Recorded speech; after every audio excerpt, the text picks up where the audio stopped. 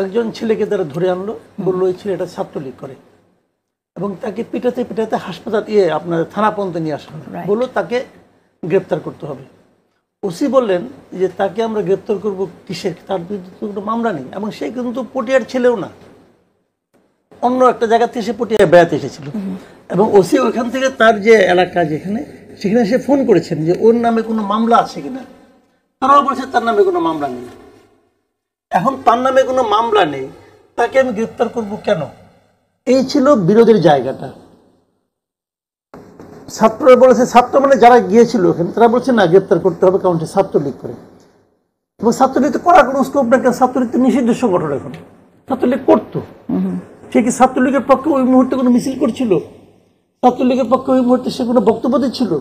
সে শহীদ মিনার এলাকায় ছিল, ওখান থেকে তারা ধরে নিয়ে আসছে। এখন এটা কেন করলো না, এটাকে কেন্দ্র করে দুই পক্ষে কথা কাটাকাটি এবং থানায় ভাঙচুর করা হয়েছে। দেখলাম ছবি টবি, থানায় ভাঙচুর করা হয়েছে, পুলিশ লাঠিচার্জ করছে, 19 জন না কজন আহত হয়েছে। এখন এটা বিভিন্ন কারণে কিন্তু হতে পারে। আপনি কি করলেন? আপনি ওসিকে প্রত্যাহার করে নিয়ে আসলেন। মেসেজটা কি গেল? মেসেজটা গেল, পুলিশকে বলা হলো তুমি এই ওসি যা করেছে তা করো না, তা করলে তোমাকে আমি প্রত্যাহার করে নিয়ে আসবো। আশকারাটা কাদেরকে দেওয়া হলো না? কিন্তু এই ওসি যে কাজটা করেছে সেটাকে আপনি সমর্থন করেন কিনা? আমার সমর্থন করা না করা কোনো ব্যাপার না এখানে।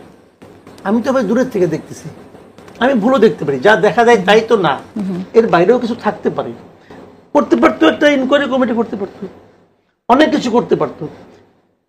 সেই ঘটনার প্রেক্ষিতে একটা ছেলে, ওর নাম হলো অয়ন, সে ফেসবুকে স্ট্যাটাস দিয়েছে যে পটিয়ার ওসিকে ফাঁসিতে ঝোলানো এখন জায়েজ হয়ে গিয়েছে।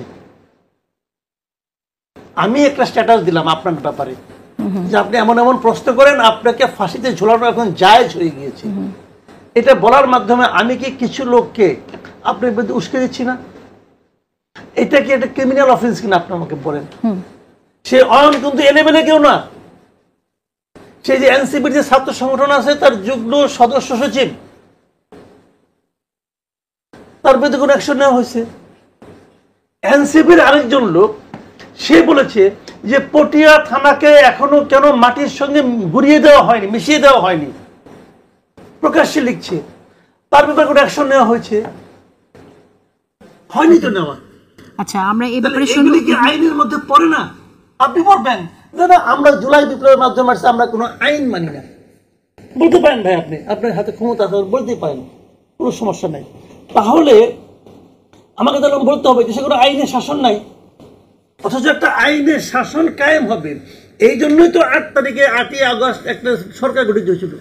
5 তারিখে শেখ হাসিনা চলে গেল, তারপরে 3 দিন দেশে কোনো সরকার ছিল না। 4 তারিখে একটা 3 দিনকে দেশ চলে নাই, চলছে তো। 3 দিনের মধ্যে আরেকটা গভর্নমেন্ট আনার দরকারটা পড়লো কেন? দরকারটা পড়লো এই কারণে, দেশে তারা একটা আইনের শাসন কায়েম করবে, একটা অথরিটি থাকবে, যে অথরিটি বলবে এই কাজটা ঠিক, এই কাজটা করা যাবে, এই কাজটা করা যাবে না। এটা তো কিছুই বলে না, এটা মুখে কিছু বলে না। যেটা করে সেটা হলো মবের পক্ষে যায়, আশকারা দেওয়া হয়। গভর্নমেন্ট আশকারা দিচ্ছে, মব হচ্ছে। একমাত্র তারেক রহমানের আসন ছাড়া সব জায়গায় দেখবেন 10 জন 12 জন দাঁড়িয়ে গেছে, কিন্তু এটা জামাতের মধ্যে নাই, থাকলেও তার প্রকাশ নেই। এবং এটা সাধারণ মানুষের মধ্যে এক ধরনের, তাদের প্রতি এক ধরনের ইতিবাচক একটা মনে করি ধারণার জন্ম দেয় যে এরা খুবই সুশৃঙ্খল একটা পলিটিক্যাল পার্টি। এটা হলো একটা দিক। আর দ্বিতীয় যেটা উনি বলেছেন, কারণ ওনাদের যে স্ট্র্যাটেজি, আমি যেটা বুঝি, যতটুকু বুঝি, আমি তো আর জামাত করি না, আর উনি আমার সঙ্গে আলোচনাও করেন না, তো আমি যতটুকু বুঝি বাইরে থেকে একটা সাধারণ ভোটার হিসাবে, বিএনপি ছাড়া আর সবাই মনে করছে যে এই মুহূর্তে ইলেকশন হলে তারা জিতবে না।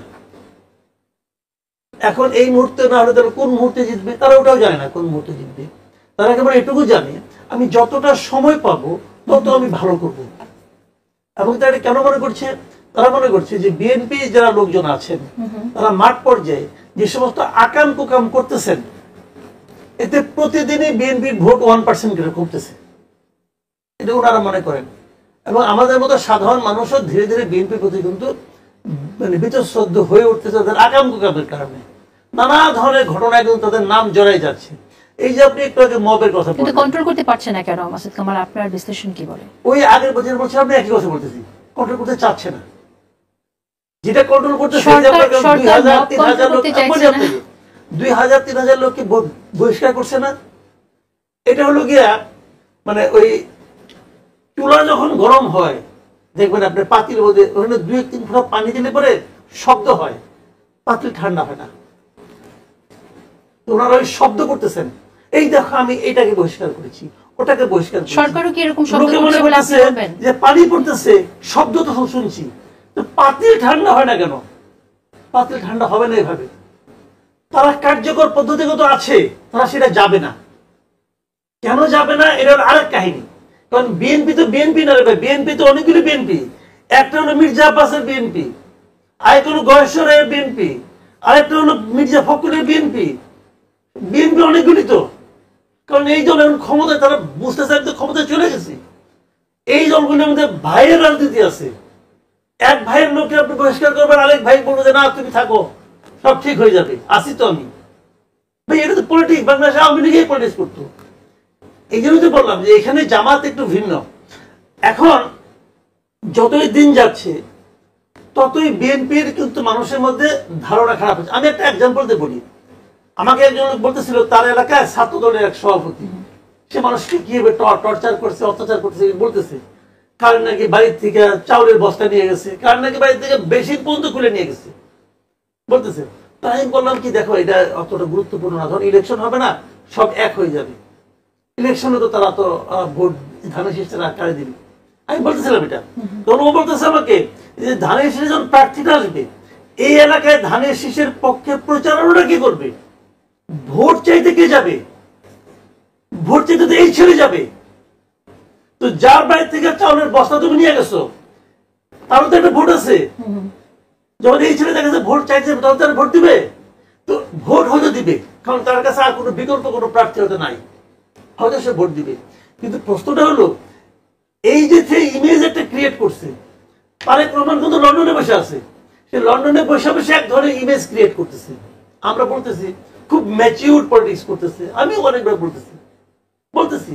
আবার প্রত্যন্ত অঞ্চলে ছাত্র দল যুব দলের যে নেতা অথবা মনির বনানীতে হোটেল জাকারিয়া যা করলো, সেও কিন্তু একটা ইমেজ ক্রিয়েট করতেছে। কোন ইমেজটা মানুষের গায়ে লাগছে? দল তো বহিষ্কার করছে তাদের, আমরা দেখছি বহিষ্কার। এতে যে মহিলার কাছে চট থাপ্পড় মারছে সেই মহিলার ব্যথা কমছে? নিশ্চয়ই তা না। ব্যথা কমছে? এই প্রসঙ্গে ব্যথা আসবো, কমে। এখানে তো সরকারের এখানে ওই তো করণীয় বললাম, আছে। এই বহিষ্কারটা হলো ওই ফুটন্ত কড়াইয়ের মধ্যে পানির ছিটা, শব্দ হচ্ছে।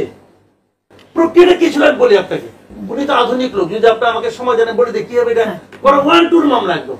উনি কালকে ঘোষণা দিক যে সারা দেশে যত জায়গায় আমার দলের নাম নিয়ে লোকজন অপকর্ম করছে তারা সবাই আমাকে লিখিতভাবে জানান।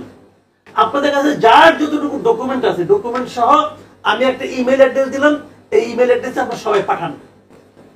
পাঠানোর পর ওইখানে বসে উনি 2-3টা টিম করে দিবেন, ওইটা সবাইকে আপনি বলবেন যে তুমি এটা জাজ করো, তুমি জাজ করো, 2টা লোকালি জাজ করবে, একটা বাইরে থেকে জাজ করো, কাগজপত্র দিয়ে যা যা পাইছে ডকুমেন্ট দিয়ে করেন এবং ওইখানে বসে উনি সিদ্ধান্ত দেন। যে দলের মধ্যে অনেক গ্রুপিং আছে, আপনি জানেন যে এখানে তো গ্রুপিংও আছে। যেই মাত্র সে পাঠাবে, গ্রুপিং হোক, গ্রুপিং কোনো সমস্যা নাই, উনি তো কাগজপত্র পাঠাবেন। তো যেই মাত্র সে জানবে আমার নামে কাগজপত্র যাচ্ছে, এই ঘোষণাটা দেওয়ার সঙ্গে সঙ্গে অর্ধেক দুর্নীতি কমে যাবে। আচ্ছা, আপনার এই পরামর্শটা আশা করছি কেউ নেবে না, রাখতে পারেন। কেন নেবে না মনে করেন? নেবে না এই কারণে যে এই দলটা তো সেটা করতে চায় না। এই দলটা চায় আমরা এভাবেই ক্ষমতায় যাব। আমি আসলে এই জায়গাটাতে বিএনপির রাজনৈতিক প্রজ্ঞার একটু মানে আপনার সমালোচনাই করি যে ওনারা আসলে 7 তারিখে ঈদ হলো না, একটা 7 তারিখে ঈদ হয়েছে, 13 তারিখে মিটিং হয়েছে তারেক রহমানের সঙ্গে প্রধান উপদেষ্টা। মানে এক সপ্তাহের মধ্যে বিএনপির ভাবভঙ্গি দেখে মনে হলো তারা এক সপ্তাহের মধ্যে 2টা ঈদ পেয়ে গেছে। আমার কাছে মনে হয়েছে ওই 7 তারিখে এটা কোরবানি ঈদ ছিল না, কোরবানি আমার মনে হয়েছে এক সপ্তাহের মধ্যে বিএনপি 2বার কোরবানি হয়েছে, এটা আমার কাছে মনে হয়েছে। দেখেন কতগুলি জিনিস এখানে লক্ষণীয়। 13 তারিখে যৌথ ঘোষণাতে কি মনে হয়েছে, ওখানে ফেব্রুয়ারির কথাটা উল্লেখই করা হয়নি, শব্দটাই তো নাই।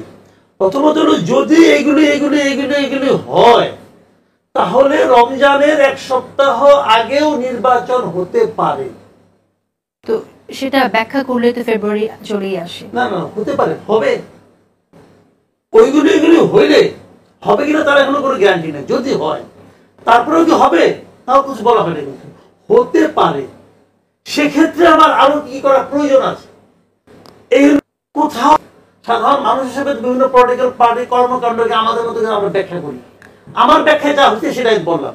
এখন ওইখান থেকে যদি ফেব্রুয়ারি হতো, দেখেন লক্ষ্য করেন আপনি, বরঞ্চ ওই ঘোষণায় বলা হয়েছে যে প্রধান উপদেষ্টা ঘোষণা করেছেন এপ্রিলে নির্বাচন হবে।